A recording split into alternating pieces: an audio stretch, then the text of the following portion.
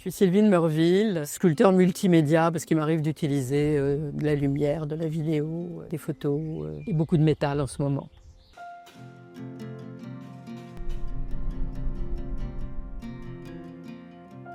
Donc ce qui m'intéressait dans l'appel à projet, c'est qu'il y avait l'éventualité de pouvoir poser l'œuvre en partie dans l'eau.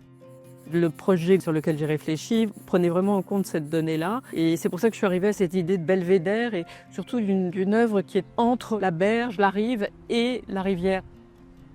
Je travaille beaucoup sur les cartographies des fleuves ou des cours d'eau et aussi en ce moment en parallèle sur le remous, c'est-à-dire l'idée de trouver la forme des remous, la forme de l'eau, qui est aussi quelque chose qui nous concerne puisque on se rend compte quand on regarde les cartographies qu'elles se déplacent comme peuvent se déplacer des veines dans un corps ou les canaux de la sève dans les feuilles ou dans les végétaux. Il y a une espèce de lien comme ça entre tous les ordres du vivant. Bon, il y a beaucoup d'artistes qui ont travaillé là-dessus, je n'invente rien, mais Léonard de Vinci disait que les rivières sont les veines de la terre.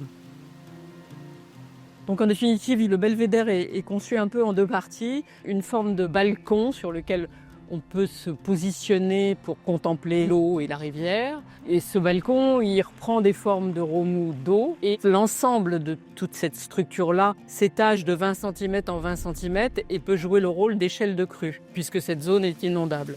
Et donc ensuite, au-dessus, il y a une sorte de mât qui soutient une forme qui est la cartographie du Layon intégrale avec tous les petits affluents qui est en fait accroché là-haut, qui peut rappeler un arbre, un végétal, une branche, un cep de vigne, enfin tout ce qu'on veut. L'important c'est que chacun imagine ce qu'il veut.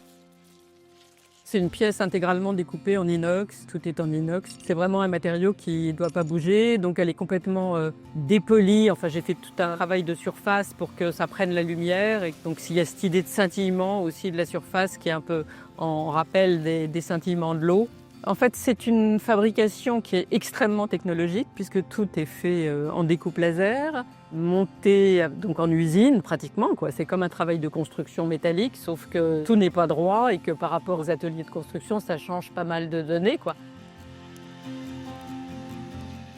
Donc en fait, après le deuxième défi, c'était de le positionner au bord de l'eau, donc dans un terrain qui est extrêmement mouvant, enfin imprégné d'eau. Donc on a trouvé cette technique des technopieux, qui sont des pieux vissés, qui est assez incroyable, bon, et qui est malgré tout délicate à mettre en œuvre, même si c'est beaucoup plus léger que si on avait dû faire des pieux en béton, ce qui se faisait avant, des poteaux, et en plus c'est plus propre en fait, donc ça abîme moins la terre, et puis ça oblige pas à couler du béton dans l'eau, ce qui est assez polluant, donc franchement, c'est une technique formidable.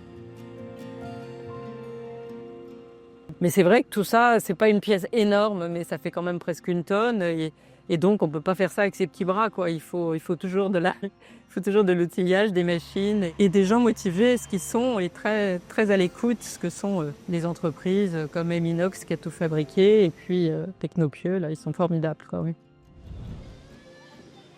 Ce qui est intéressant, c'est que chacun arrive à regarder, utiliser cet objet comme il a envie, quoi, en fait, bien sûr. C'est le but d'une œuvre.